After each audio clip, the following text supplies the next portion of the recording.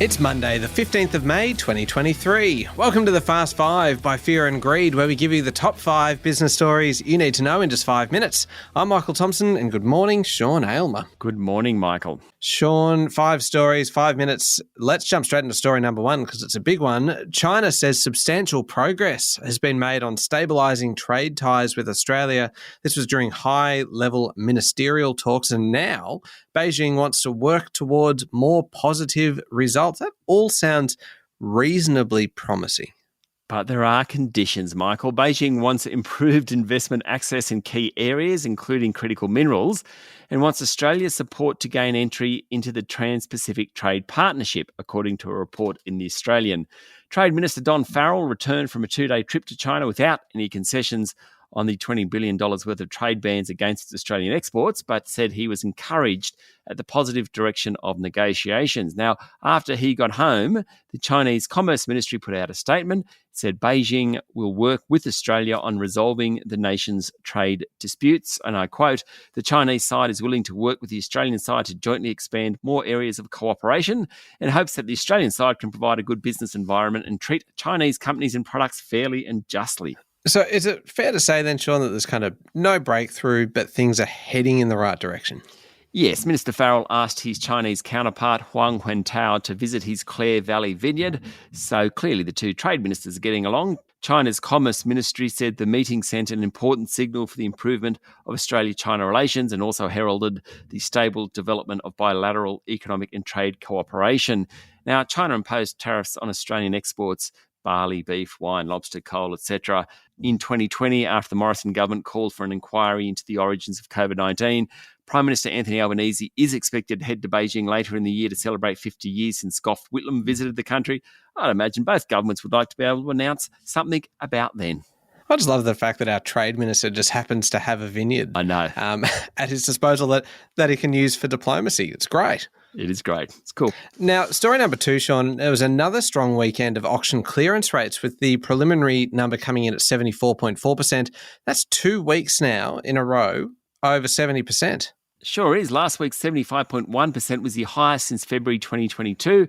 This weekend was the second highest. It adds to the story that house prices are bouncing back, or at least plateauing, helping out as low supply. Volumes were down 3% over the past week or so. Sydney's definitely the hot market at the moment, a 76.2% preliminary clearance rate and 9 consecutive weeks over 70%. Melbourne's not far behind. Its clearance rate was almost as high, 75.7%. It's had 5 weeks above 70%. Adelaide did best of all the capitals, around 80%. Canberra came in at 67% and Brisbane at 57%. Story number 3, we talk a fair bit about the Fair Work Commission. It's the Independent National Workplace Relations Tribunal, kind of looks at things like minimum wages and employment conditions, important stuff, obviously. There are claims, though, that Labor is stacking it with former union officials. Yes, the important word in all this is independent. The Albanese government has appointed 8 current and former union officials to the Fair Work Commission, including the current ACTU Assistant Secretary. That takes the number of Fair Work Commission members the government has appointed in the past year to 12, and every one of them has a union background. Workplace Relations Minister Tony Burke defended the appointment, saying he's seeking to correct the coalition's shameless stacking of the commission with members from employer backgrounds when it was in power. He said the balance is still not right and flagged more union appointees.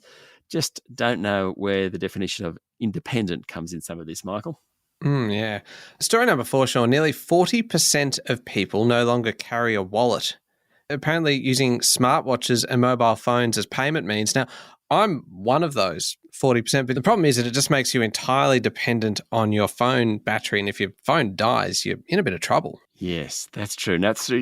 You're one of a fast-growing cohort. So 3 years ago, 19% of people didn't leave home with a wallet. Now it's 38%, and 2/3 of people in the 18 to 24 age group totally rely on digital wallets to make payments.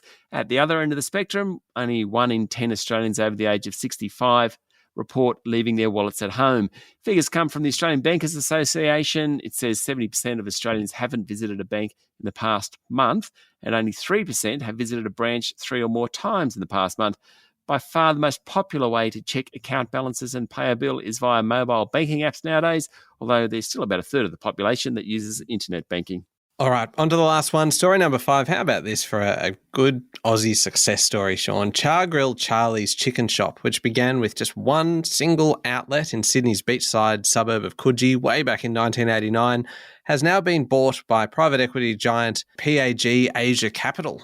Yes, that means it's now part of the company that also owns Red Rooster, Oporto and Chicken Treat. The Sher family built Char Grill Charlie's, and last week co-owner Saul Sher said it was a difficult decision to sell after 34 years. He said all they did was take the traditional Australian chicken shop to the next level.